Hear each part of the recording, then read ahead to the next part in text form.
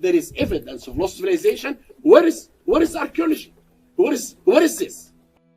Bonjour à tous et bienvenue sur la chaîne, bienvenue dans cette nouvelle vidéo un petit peu particulière dans laquelle je vais rebondir sur la publication de dimanche dernier, lorsque je vous ai partagé en vidéo bien entendu les dernières trouvailles d'une étude concernant un bras asséché du Nil qui confirmerait la manière ou en tout cas les emplacements choisis par les anciens Égyptiens pour pouvoir transporter des blocs jusqu'à leur destination finale. Initialement, j'avais un autre programme. Je pars très bientôt en Islande pendant 1 mois et demi pour les voyages de la saison 2024. Donc, je m'étais préparé une programmation, sauf que l'actualité égyptologique ne me lâche pas les basques. Alors, qu'est-ce qui s'est passé suite à la publication de cette vidéo dimanche dernier?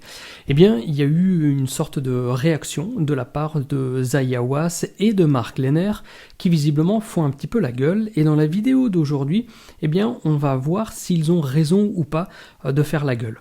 Moi, de mon côté, j'avais contacté Franck Monnier, archéologue et égyptologue français, que je salue d'ailleurs chaleureusement, qui a comme toujours répondu à mes questions lorsque j'ai envie de confirmer des choses ou d'apprendre, et je lui ai tout simplement soulevé cette question parce que selon moi, il était déjà connu que nous avions des livraisons via un canal du Nil, des blocs, que ce soit de parements ou blocs de pierres venant d'ailleurs en Égypte. Donc je me demandais de manière plutôt légitime, on va dire, pourquoi tout ce ramdam autour de l'étude publiée, sachant qu'elle ne fait que, entre guillemets, confirmer, et je vous l'avais dit aussi dans la publication, qu'elle ne fait que confirmer ce que nous savions déjà. Parce qu'on ne sait jamais, peut-être que j'avais oublié quelque chose, peut-être que j'avais mal compris certains éléments de l'étude, donc je voulais en savoir plus. Et il m'a répondu par l'affirmative en me confirmant qu'effectivement, cette étude, dans les grandes lignes, finalement, ne fait que confirmer ce que nous savions déjà à 90%.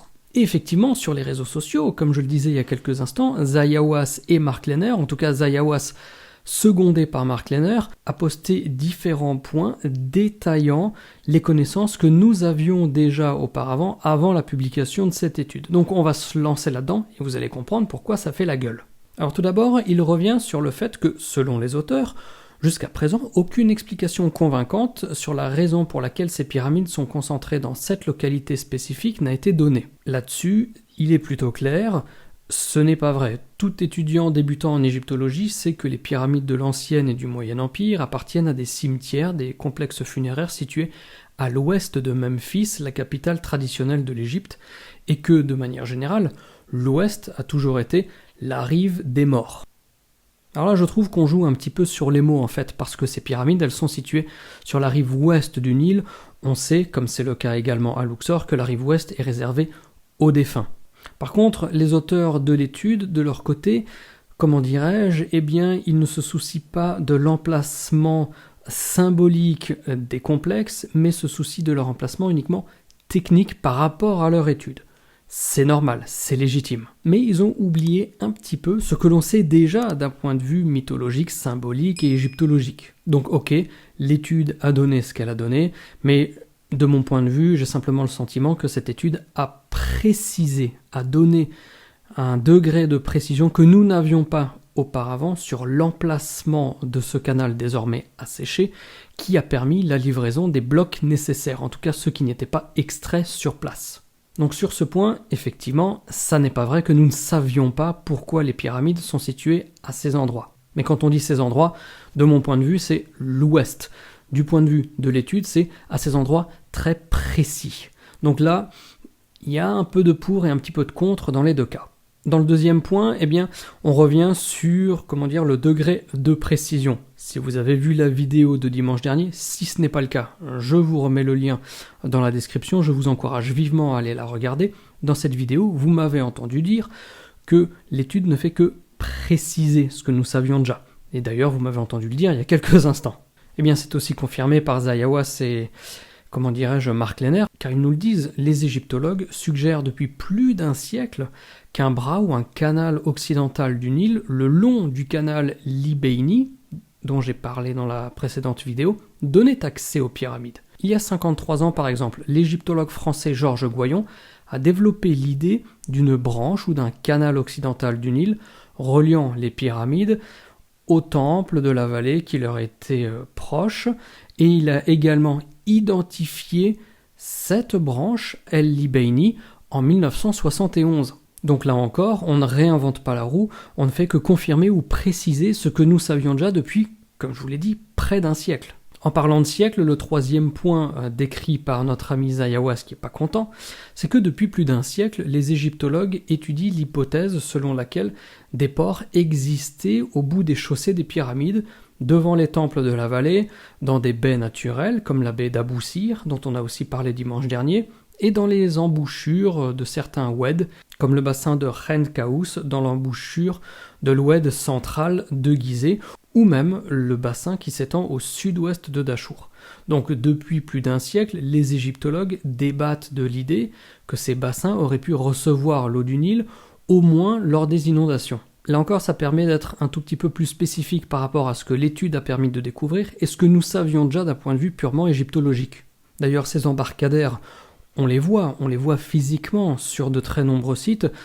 L'exemple le plus poignant et le plus frais qu'on peut avoir en tête, c'est lorsqu'on visite le plateau de Gizeh. Il y a un moment où j'emmène toujours les groupes pour se placer devant le sphinx qui se trouve dans l'axe de la pyramide médiane, la pyramide de Képhren, et à ce moment-là, quand on regarde un peu plus en bas sur notre gauche, on voit très clairement les restes de ce débarcadère.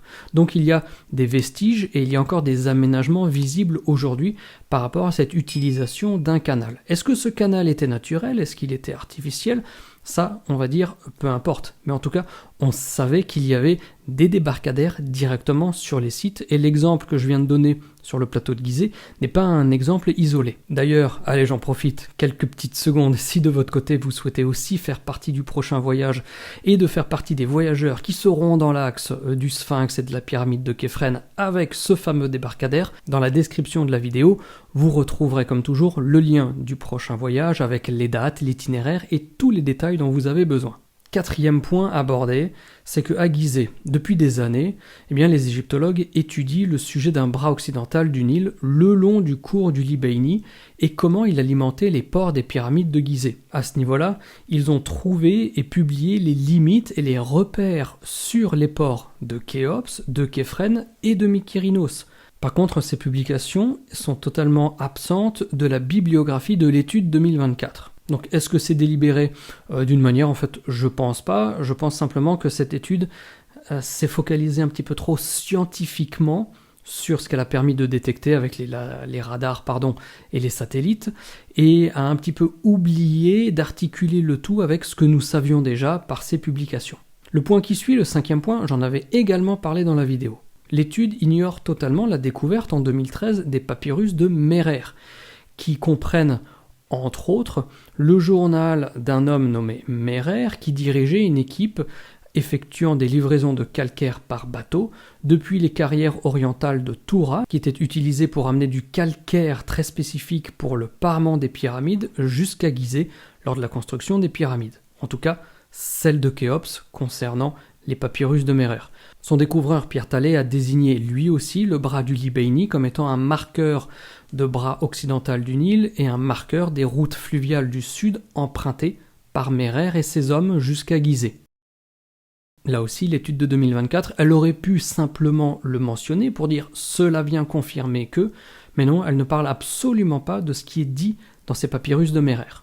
Le sixième et dernier point nous ramène au milieu des années 90. Lorsqu'en 1995, les égyptologues avaient travaillé avec le National Geographic pour reconstruire un bras occidental du Nil sur le cours du Libeini en numérisant des cartes au 5 millième, cartes fournies par le ministère égyptien du logement et de la reconstruction. Donc là, on était véritablement dans un projet entre guillemets annexe détaché de l'égyptologie. À ce moment-là, les égyptologues ont pu produire une vue reconstituée du bras occidental du Nil qui est pratiquement la même que celle présente dans l'étude 2024. Et donc on nous précise qu'en janvier 1995, les conclusions données par l'étude 2024 avaient déjà été publiées dans le National Geographic. Donc pour conclure, on peut dire que finalement les auteurs de l'étude 2024, même s'ils ont fait un travail remarquable, je l'avais mentionné, parce que le degré de précision avec lequel maintenant nous savons ces choses, c'est quand même assez formidable de l'avoir précisé comme ça, mais pas besoin de bomber le torse, j'ai envie de dire,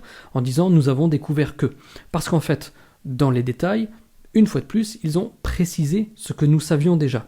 Et ce que nous savions déjà, en fait, ils l'ont totalement occulté. Ils ont occulté toutes les discussions et les débats qui avaient déjà animé l'égyptologie depuis plus de 30 ans, même plus de 100 ans, hein, on l'a mentionné dans la vidéo. Et ils ont aussi totalement occulté, comment dirais-je, la littérature scientifique qui parle et qui détaille toutes les recherches qui avaient déjà été effectuées. Certes, sans radar, sans satellite, mais c'était malgré tout des recherches qui aboutissaient aux mêmes conclusions que l'étude 2024.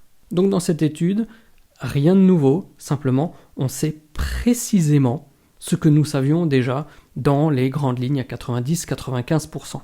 Dans les deux cas, il faut que tout le monde puisse un petit peu se tendre la main, se prendre la main, même sans faire la gueule, on se décrispe un petit peu les zygomatiques et on essaye d'avancer ensemble dans une approche pluridisciplinaire parce que c'est comme ça aussi que l'égyptologie avance de plus en plus. Voilà les amis, j'espère que cette vidéo vous a plu et d'ici à ce que je vous retrouve sur la chaîne pour de nouvelles réjouissances venues d'Égypte. Il y en a d'autres que je vous ai préparées pour l'été pendant mon absence en Islande. Donc gardez l'œil actif, abonnez-vous, n'hésitez pas à cliquer sur la petite cloche. Et d'ici à ce qu'on se retrouve, portez-vous bien et surtout n'oubliez pas de garder la passion. Ciao ciao.